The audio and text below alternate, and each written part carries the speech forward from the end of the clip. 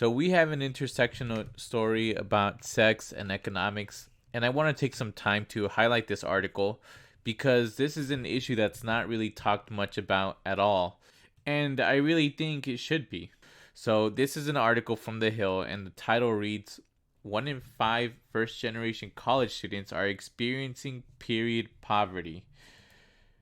Yeah, and when this article talks about period, they're talking about menstruation. So that's what we're talking about today. So the study reads, quote, one in five first generation college students reported experiencing period poverty in the last year, according to a new study released last month. Twice the rate of students who aren't the first in their families to attend school. Hispanic or Latino respondents were most likely to report experiencing period poverty both in the past year and on a monthly basis, followed by Black respondents, and then followed by other non-white respondents. An average menstruating American will spend an estimated $1,773.33 over their lifetime on tampons alone, according to a Huffington Post analysis, and the economic burden on women has only increased during the coronavirus pandemic. Menstrual hygiene products aren't covered by national food stamp programs and are subject to a sales tax in at least 30 states, while some male sanitary products are not. A 2019 survey found that nearly two-thirds of low-income women in a large U.S. city couldn't afford menstrual hygiene products such as tampons or pads in the previous year, forced to make do with less sanitary options.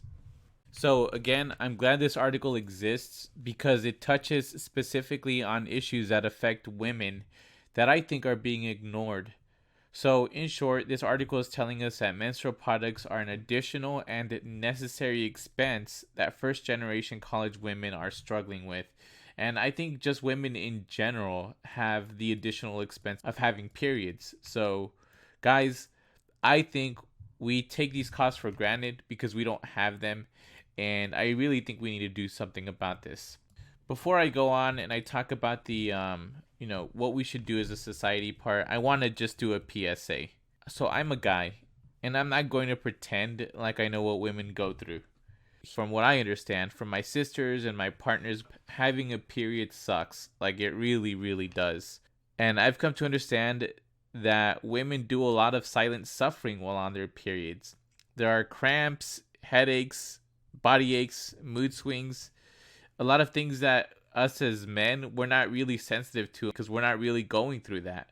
So I guess this is just like a PSA to all the young guys out there listening, or just a reminder to people in general who are not, who are privileged enough to not have to go through this sort of torture once a month. Be nice to the women in your life and, who have to go through this once a month, or just be nice in general. Personally, I found that listening works the best. Listen to your sisters, listen to your mom, listen to your partners, ask them for their specific needs. I know I forget sometimes, and, hope I'm trying to be better about it too. So here's the part where I think we can do more as a society.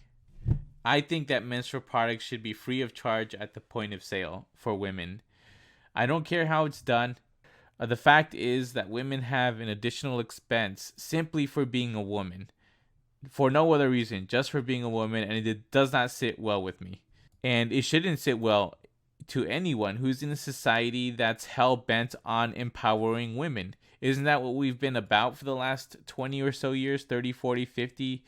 I know we haven't done enough, but at least as a society, if society is going to pretend, our government is going to pretend like they want to empower women, they should put their money where their mouths is and do as much as possible to alleviate at least this costs. What did they say? $2,000 over their lifetimes for tampons alone. I would be happy to give like $2,000 of my tax money to that, so they wouldn't have to worry about it over my lifetime. $2,000 over a lifetime, so they don't have to worry about it. Yeah, that's a no-brainer to me. Also, this is almost like anything else because this disproportionately affects women who were not born rich, first generation college students in this article. So this isn't only a sex issue, but it's also a class issue. And I think as a humane society, we should do everything to help people especially when it's something that they themselves cannot control. Thank you so much for listening to this video. Please hit the like if you like, dislike if you dislike, and hit subscribe if you would be so inclined to. Thank you so much, and let's keep fighting.